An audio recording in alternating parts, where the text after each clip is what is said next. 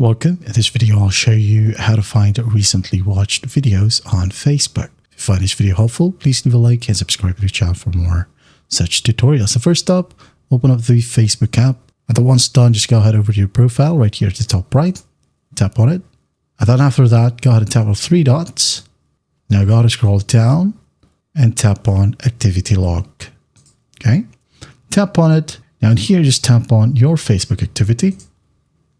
Now in here we have post. Okay, tap on manage post. Wait for it to load. And then once it loads, you can go ahead over to this section below. As you can see, I watched a video, these ones. Now if you want to filter it out, for example, just go ahead and tap on filter, categories, and tap on videos you've watched. Also live videos you've watched. Tap on it, and here we have it.